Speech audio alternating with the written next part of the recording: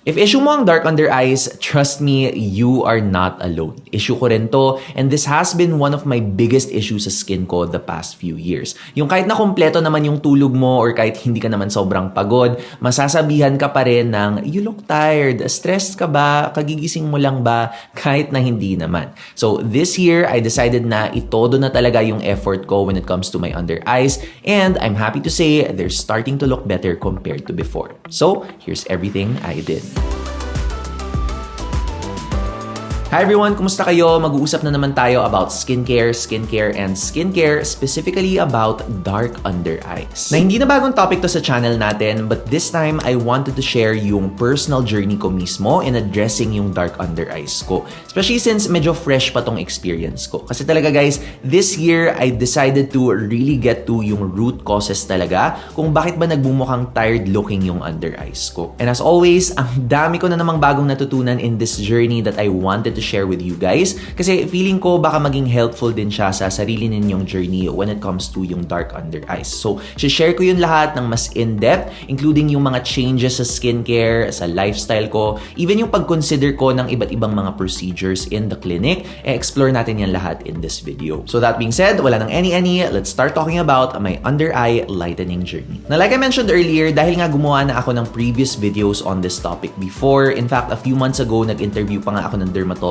about dark under eyes. Actually, parang isang topic lang yon sa iba't ibang mga darkening sa skin natin on our body. But my main point being, pagpasok ko sa journey na to, I'd like to think medyo nakapag-research naman ako and may konting knowledge na ako on why our under eyes get dark straight from yung mga dermatologists mismo. And based sa mga na-learn ko from these dermatologists, I think one of the main points na sinasabi talaga nila is it's usually a mix of different factors. Hindi lang siya yung nakulangan ka ng tulog, pero minsan genetics or nasa lahi nyo rin talaga yung dark under eyes. Minsan pwedeng irritation pa nga or even minsan yung lifestyle mo or a combination of these factors. As in, ang understanding ko kasi is per person, iba-ibang set of causes yan and ang makakadetermine lang talaga ng very accurately kung ano yung mga specific na nagkakos ng dark under eyes mo is going to be a well-trained na dermatologist. And so finally, nagkaroon ako ng oras sa schedule ko and yun mismo yung ginawa ko, nag-consult ako with a dermatologist. And sumakto to because nung time na yon, I was actually going to be interviewing a dermatologist sa channel ko talaga. That was Dr. Gail Robredo Vitas. Baka nakita nyo a few months ago yung video namin about dark areas ng body. And habang kinakausap ko siya noon, parang medyo sinabay ko na rin, as in tinanong ko na rin na, Doc, pwede din ba ako mag-consult for my under eyes? Pumayag naman si Doc and actually meron kaming video on her channel nung nag-consult ako sa kanya in her clinic. So ilalagay ko na lang dito para alam nyong nangyari siya talaga. But anyway, nung diniscuss namin ni Doc yung under eyes na topic, again, sabi ko nga, diba, aware na tayo of the possible causes, yung mga pwedeng baka nagkakos ng dark under eyes ko.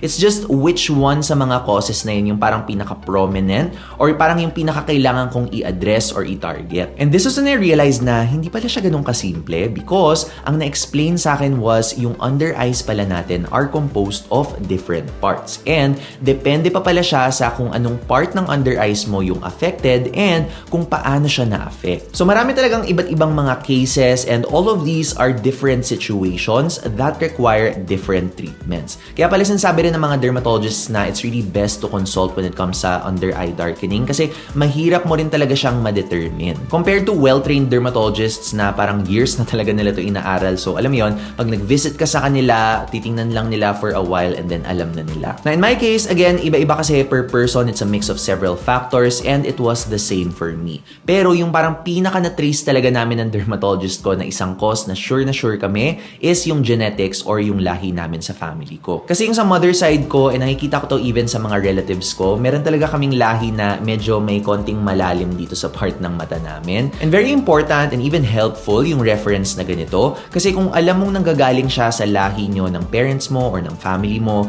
in a way, makikita mo rin kung paano siya magpo-progress as you get older. And if gusto mo siyang i-address, then at least parang meron ka ng reference or parang alam mo na yung specific na mga kailangang i-address sa under eye mo. Now, another cause para sa akin na actually nahanap namin ni Doc Gail using a machine is yung wrinkles sa under eyes ko, which I actually didn't know na meron pala ako. So again, nasa video to on Doc Gail's channel, may parang machine siya na ginamit that objectively checks kung ano yung mga skin concerns na baka gusto mong ipa-check sa dermatologist. And ang happy-happy ko that time actually kasi decent naman yung scores ko sa lahat kasi parang scoring system siya from 1% to 100%. Pero nagulat talaga ako guys doon sa wrinkles kasi siya yung parang mababa yung score. So sabi ko, Doc, parang wala naman masyadong wrinkles na nakikita sa face ko when I look in the mirror every day. And doon namin na-trace sa machine na it's coming from yung under eye area ko, as in dito sa hollow na part, true enough, doon nagpo-form yung mga wrinkles, and yung pagkumpul-kumpul na mga wrinkles na yon, nagkaka-illusion siya na mas nagmumukha siyang dark. Na sa mga hindi masyadong gets, actually maganda yung explanation ni Doc Gail dito. So for example, imagine mo yung skin natin dito sa fingers, di ba merong lines siya dito? So kapag kinumpul-kumpul mo yung mga parts ng fingers mo na medyo may mga lines siya, di ba medyo nagmumukhang darker yung area na to? So it appears na medyo darker siya, pero illusion lang talaga siya. Kasi kapag stretch mo naman yung part na to ng fingers mo, parang magiging lighter siya or yung color lang talaga ng skin mo. But anyway, because of yung mga factors na yun, doon ko na-realize na, kaya pala kahit nagko-concealer ako, yes, nababawasan yung pagka-dark ng under eyes, pero meron pa rin konti akong makikita kahit na naglalagay na ako ng concealer. And add to that, hindi pa tayo doon natatapos because meron pa kaming nahanap ni Doc na isa pang major na cause ng pagkamukhang tired ng under eyes ko. Na ito talaga hindi ko in-expect, pero nung sinabi sa akin ni Doc and in-explain niya, parang ang reaction ko was, oo nga no. But nonetheless, nagulat pa rin ako dito and this was my allergic rhinitis. Yung nagigising dyan sa umaga na medyo watery yung mata, kailangang suminga, humahatching, this is for you, listen up. Now in general, and especially growing up, medyo matagal na ako nagkaka-allergies talaga, to which sabi ni Doc could be contributing sa under eyes ko. Kasi syempre dahil nga ina-allergy ka, medyo mas mukhang puffy talaga yung mata mo, yung parang bagong iyak. So that can contribute to it looking na medyo mas pagod siya. Meron nga tinatawag yung mga dermatologists and yung mga ENT or ears, nose, and throat na doctors na allergic shiners sa under eye natin. And this is parang sign to sa kanila na kapag nakita nila to sa under eyes mo, it means likely suffer ka ng allergies or allergic rhinitis. As in, sabi pa nga ng mga doctors, marami daw may akala na eye bags or dark circles daw to, but they are actually their own separate thing. So with all of these causes, as you guys can see, medyo complex talaga siya. Hindi siya yung madadaan mo sa simpleng eye cream lang or whatnot. As in, walang isang miracle product na mag-aayos ng lahat ng mga causes na to all in one. Now, sa journey ko, ang inuna ko talaga is yung matagal ko ng problema and yung matagal na rin parang nagbibigay ng discomfort sa akin,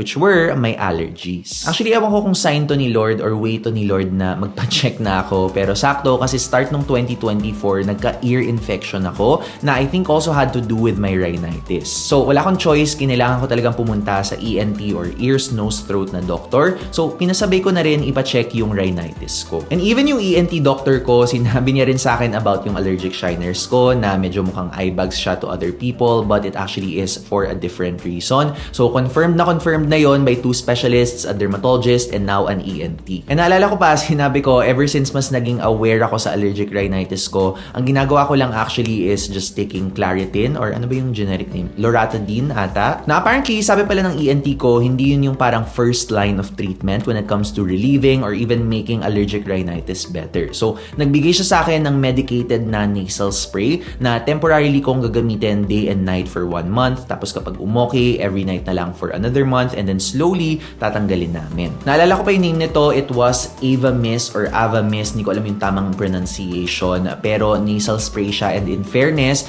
na-feel ko talaga na in a matter of the first few days na ginagamit ko siya, sabi ko parang, oh my God, paggising ko mas maginhawa talaga na parang meron palang buhay na ganito. As in, yung sobrang hindi puffy na puffy yung mata ko, hindi ako hatching na hatching sa umaga, hindi ko kailangan suminga. And whenever I get my allergies, parang hindi na siya as bad as before. Aside from that, yung condo ko kasi medyo malapit siya sa main road. So, syempre, since puro possible pollution dun sa main road na yon, tambut siya ng kotse. Para sa condo ko, bumili na rin ako ng air purifier na medyo heavy duty para talaga mas less allergies tayo. Lalo na kapag nasa bahay eye lang. So, yun yung parang pinaka ginawa kong mga lifestyle changes sa journey na to. But now that we've discussed that, let's now move on to another very helpful thing na ginawa ko sa journey na to, and this was to have a procedure done. And honestly guys, actually medyo takot na takot pa nga ako first magpa-procedure. So sabi ko talaga kay Doc Gail, medyo concern ko yung under eyes ko pero natatakot ako magpa-procedure kasi marami ako naririnig na horror stories. Sabi ko pa, Doc, kung magpa-procedure tayo, dun tayo sa medyo conservative kasi takot talaga ako dun sa mga super invasive na treatments, especially ang lapit sa mata natin. And in fairness naman kay Doc Gail, parang medyo reassuring naman siya na no, hindi to yung risky na ganun na yung naririnig mo sa mga horror stories mo. Conservative treatment, yes, yung ibibigay natin. So, medyo nakampante naman ako doon. Now, just to share with you guys, dahil nga maraming iba't ibang types of dark under eyes na pwedeng mangyari because ayun nga, iba-ibang parts ng under eye and iba-ibang parang mga things na pwedeng mangyari. Syempre, iba-iba din yung mga procedures na pwede mong gawin. From yung mga under eye fillers, mga jelly roll botox, mga eye lift na ginagamit yung mga threads, and so on and so forth. So, sa mga procedures na yon, ang ginawa ko parang cancellation method siya. Parang marami akong ni-rule out na hindi naman appropriate sa situation ng under eyes ko. Like for example, yung eye lift, yung parang maglalagay sila ng threads tapos parang mal-lift na ganun yung mata mo. Hindi naman pababa yung mata ko ngayon, so tinanggal ko na yon. Or yung parang jelly roll na botox na dito sa area kasi yun specifically, and hindi ko naman sobrang insecurity itong area na to, mas ito yung concern ko. So, ni-rule out ko na rin yung treatment na yun. Na meron ding under eye filler, which is actually yun yung usual na naiisip daw ng mga dermatologists when they want to tackle yung concern ko sa hollows ng mata. Kasi ang ginagawa ng under eye filler is medyo mas nagkaka-volume or parang nalilesen yung pagkalalim ng mata. Pero yung under eye filler kasi guys, though nagbibigay naman si Doc in her clinic, ang explanation niya sa akin is usually kasi it looks nice for the first few years pero parang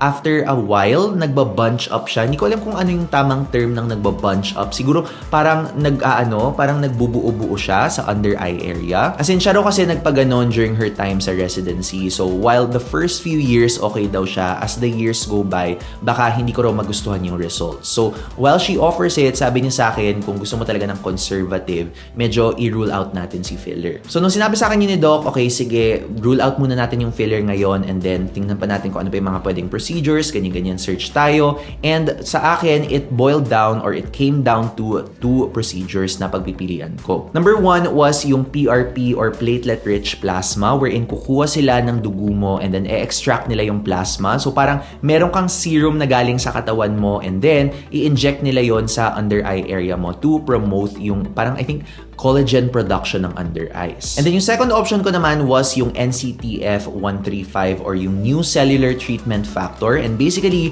parang mga vitamins and minerals lang siya with hyaluronic acid, pero yung hyaluronic acid na yon is not the same as yung under eye filler. So hindi siya yung parang makapal na gel na hyaluronic acid, parang yung watery lang siya and not meant to act as filler but more of pang-hydrate lang ng skin. So both of these procedures nakakatulong sila in lessening yung pag-wrinkle ng under eyes ko. But ultimately, ang pinili ko is yung NCTF kasi multiple concerns yung na-address niya. Thanks to yung mga vitamins and minerals niya that can not just add volume doon sa malalim na part ng mata ko, but possible din na makatulong siya doon sa konting pigment or yung parang dark area na meron ng mata ko. So, yun yung pinili ko kasi ang dami niyang pwedeng ma-address in just one treatment. Hindi one session in just that one treatment, pero nag-multiple sessions ako nito. Just so we're clear. We also did this procedure a total of 3 times, tapos 2 weeks in between each treatment. So, kunyari, this week, and then wait kami 2 weeks, and then babalik ako sa kanya, and then 2 weeks ulit, and then babalik ako sa kanya. Tapos, after that, meron pang parang recommended na maintenance phase. So, after nung 3rd session mo, antay ka ng 1 month, and then balik ka.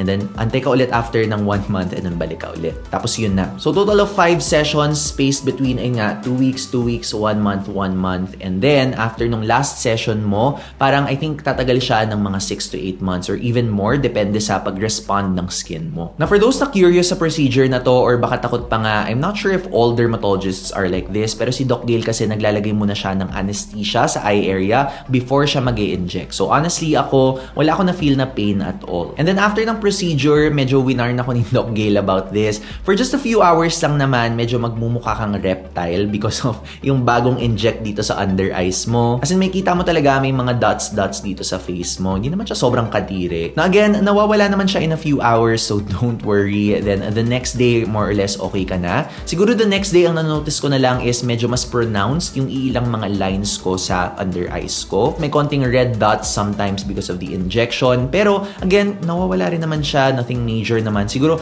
after 3 days, okay ka na. Or actually, maybe even 2 days, okay ka na. But I do have to say guys, ang ganda talaga ng improvement dito. As in, makikita ninyo from before, tapos after 2 procedures, up to after 3 procedures, grabe talaga yung improvement. Though medyo gradual siya, medyo subtle siya, medyo yun naman yung goal ko. And makikita nyo talaga na medyo mas mukhang alive yung mata ko and less tired looking, which is yun din again yung goal ko. Of course, also kasi by that time, hindi na rin ako super ina-allergy attack, diba? But all in all, super duper satisfied talaga ako. And also, for those curious sa price, I'm gonna be honest with you guys first, as in full disclosure lang. Doc Gail offered this treatment to me for free. Wala naman siyang inask na may i-post din ako or anything. Ang sabi lang niya, we might use this content dun sa IG namin. So, may kita mo ko dun sa Instagram page nila, pero wala naman siyang inask na parang i-promote ko to or anything. So, just so you guys know. Though I do remember Doc Gail telling me na medyo open naman siya in sharing yung mga prices ng mga treatments niya. So, I will be sharing it with you guys here. As of the time that I'm shooting this video, though, hindi ko pa siya natatanong. So, itatanong ko muna siya, and then by the time na ipopost ko na tong video na to,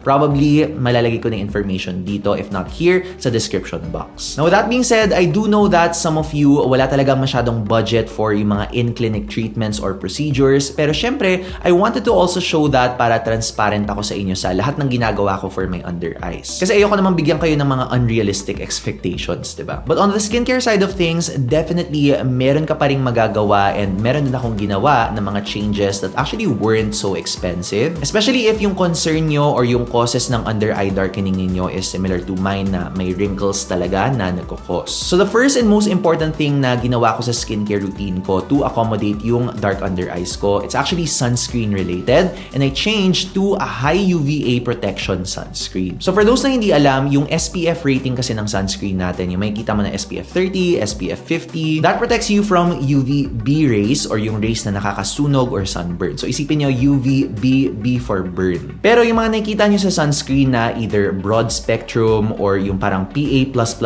doon sa label nila from 2 to 4 pluses, yun yung magdedetermine kung gaano kanya na-protect from UVA rays, which are yung rays na nagko-contribute naman to skin aging. So to better remember, UVA, A for aging. And of course, kasama sa aging signs are yung fine lines and yung wrinkles. So I specifically switched to sunscreens na alam kong high UVA protection talaga siya. As in ako personally, ang hinahanap ko is either PA3+ or PA4+. And of course, yung mga sunscreens na hindi siya stinging sa eye area ko. Now for those curious kung ano yung mga top recommendations ko for these, again, nag-recommend na ako in my previous videos already, but some of my top picks are these 3. Una, itong si Frankly Sika Sun if you want a Korean sunscreen. Next, if you want a local sunscreen, okay, si Full Sunscreen. Hindi ko siya mahanap ngayon for some reason, so ilalagay ko na lang siya dito. And if you do want something na mabibili mo lang sa Watsons, I also like this one from Lux Organics. Is their new face and body sunscreen. And of course, all of these are PA4+, meaning maximum UVA protection na yung makukuha mo dun. So if you do want to see my full reviews of these products, meron na sa mga videos ko. I mentioned ito, tsaka yung full doon sa super light sunscreens under 500 na video ko. I'll link that here. And ito namang si Lux Organics, this was in my best body sunscreens video, which I will also be linking here. And yes, that was a body sunscreen na video, but I did mention sa video na yon na this sunscreen is particularly one of the lightest na face and body sunscreen na pwede mo siyang ilagay sa face without it being too greasy or heavy. Now, aside from a good sunscreen, another very important thing na kinailangan ko na talagang isanay yung skin ko or kinailangan ko na talagang sanayin yung sarili ko na gawin is to use an under eye retinol product. Pero yung retinoin ko kasi is max strength na, as in 0.1% siya, yun yung pinakamataas, meaning pag nilagay ko siya sa under eye area ko, may irritate siya, 100% sure. So normally, I use a separate retinol product para sa under eye area ko na medyo mas gentle. Actually, dati pa nga medyo hesitant pa ako na maglagay talaga ng retinol sa under eyes ko kasi natatakot talaga akong ma-irritate yung under eye area ko kasi pag may mali kang paggamit sa retinol, pwedeng ma-irritate yung skin. And syempre, more irritation in your under eyes can cause more darkening. Pero sabi naman mismo ni Doc Gail sa akin na basta ang gamitin ko is a low percentage retinol na maybe 0.1% or so lang. And slowly ko siyang i-introduce sa routine ko, as in at first, let's say 2 times a week muna, and then next 3 nights a week, and then next week every other night, and so on and so forth. As long as minomonitor ko na wala namang irritation hydration, nothing wrong naman daw. Now, as you guys know, retinol is an ingredient that mainly helps sa fine lines and wrinkles natin, also known as the signs of aging. So kung similar tayo ng concern, especially sa under eyes natin, it's really one of your best bets na skincare related. Ako personally, I like to choose retinol products na hindi lang retinol but also have dark spot lightening ingredients para naman target yung konting pigment sa under eyes ko. Na personally guys, aaminin ko sa inyo, wala akong isang favorite na retinol. As in, basta meron siyang low percentage na retinol and may konting dark spot lightening ingredients, kahit pa iba-iba ko throughout the week, okay naman yung response ng under eyes ko. And yung mga main na ginagamit ko are these two, nagro-rotate lang talaga ako sa kanila. It's either the Beauty of Joseon Ginseng plus Retinol Revive Eye Serum or itong Saipo Retinol Gel. Na kung gusto niyo gumamit ng retinol, let me make this clear, hindi niyo naman kailangan ng dalawang products. Pili lang kayo ng isa sa dalawang to. Ako personally, if you want something na very gentle sa under eye area mo, I'd go with Beauty of Joseon. Ito kasi is retinol, which actually works better than retinol, but it's also known to be gentler on the skin. So, very interesting siya as an ingredient. Now, this one is actually a little bit of a cream na eye product. However, if medyo takot ka maglagay ng mga cream products on your under eye or medyo prone ka to milia, which are yung parang bumps dito sa under eyes, a good alternative I would say is itong retinol gel naman ni Saipo. So, since gel siya, it's even lighter on your skin. And what I love about this is meron din siyang licorice root and niacinamide, both very well-studied lightening ingredients na gentle pa rin on the under eyes. And based on yung mga local retinol products natin na okay sa under eyes, I really think this is one of my top options for that. So in fairness, around more or less 500 pesos na budget, meron ka na makuhang magagandang retinol products na meron pang mga lightening ingredients. And for those na curious kung saan ko to binibili, ilalagay ko na lang yung mga links nito sa description box to the official stores. Again, para hindi na kayo mahirapang hanapin kasi ang dami talaga mga fake sellers ngayon sa Shopee and sa Lazada. I'll also be putting yung other sunscreen products that I mentioned earlier. And with all of these changes, as in yung mga lifestyle changes ko, yung mga skincare routine changes ko, and yung procedure that I underwent or undergone, tama ba? Undergone, yung procedure na pinagdaanan ko. Charot ba? I am so happy to say na ito ang before and after ko, guys. I'm so satisfied with the results. Nakaka-happy talaga. Kahit gradual lang yung changes, nakikita ko na may improvement talaga siya. And in a matter of a few months lang yan, and I'm actually looking forward kapag natapos ko na yung mga maintenance sessions ko with the NCTF procedure. And also, of course, kapag umabot na ng 6 to 12 months yung retinol, diba? Because, of course, retinol takes time. I have to admit, hindi ako sobrang naging consistent sa under eyes ko, but for the rest of my face, consistent naman ako. And yung sunscreen, actually, consistent ako, pati sa eye area ko. So, tingnan natin. And if you guys do want an update pag dumating na yung time na yon, do let me know in the comments below. And also, for those na hindi pa napapanood yung mga previous videos ko on dark under eyes, here's a video of me talking about it with my dermatologist, Doc Gail. Siya yung gumawa ng procedure ko, as well as another video on how to properly introduce retinol into your skincare routine if plano mong gumamit ng retinol for your under eyes. And as usual, guys, thank you so much for watching and I will see you in the next video. Bye!